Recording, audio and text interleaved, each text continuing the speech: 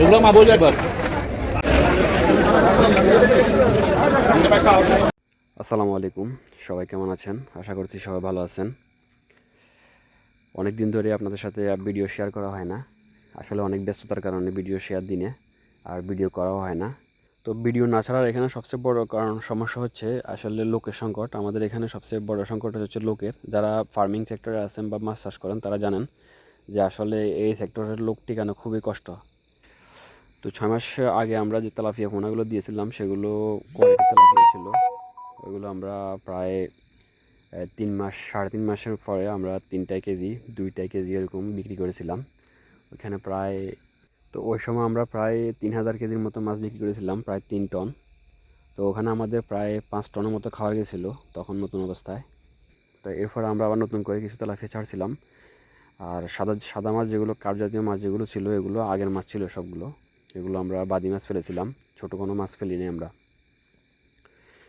তো দ্বিতীয়বার আমরা যে 2 মাস আগে তেলাপিয়া এগুলো ফেলি, এগুলো ছিল সাকিব এগ্রো তেলাপিয়া। তো আমি আসলে মাছগুলো কেনার সময় একটু সন্দেহ ছিলাম, তারপরেও মাছগুলো ছাড়লাম।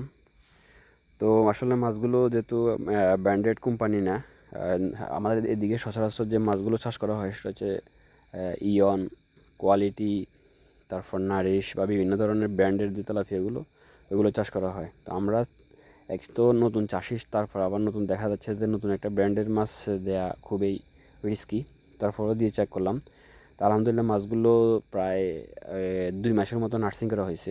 2 মাসের মতো নার্সিং করার পর আমরা এখানে বড় পুকুরে কালচার দিয়েছিলাম, যখন কোয়ালিটি তেলাপিয়াগুলো বিক্রি করে দিয়েছিলাম। তো আলহামদুলিল্লাহ মাছগুলো গ্রোথ ভালো আসছে।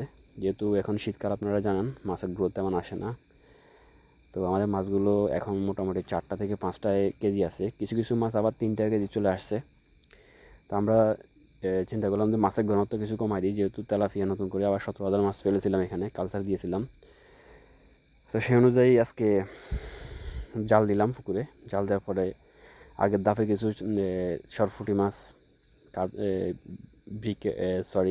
কার্ফু মাছ, তারপর কিছু রুই মাছ, মৃগেল মাছ এবং বিভিন্ন টাইপের মাছগুলো আমরা ধরার চেষ্টা করেছি কিছু কিছু।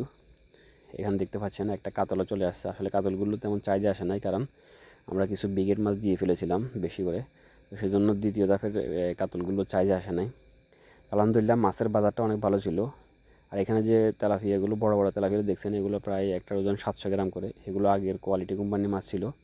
আর মাছের রেট হচ্ছে আমাদের এদিকে আপনার তেলাপিয়া 4-5টা কেজি ছিল। আমাদের তেলাপিয়াগুলো এগুলো প্রায় 150 টাকা কেজি বিক্রি করছে আবারে। আর রুই বড়গুলো প্রায় 1 কেজি প্লাস, যেগুলো এগুলো 220 টাকা করে 1 কেজি প্লাস। আর ছোটোগুলো হচ্ছে যায় 180 টাকা করে। তো ইনশাল্লাহ দেখা হবে পরের পর্বে। সবাই ভালো থাকবেন। আসসালামু আলাইকুম।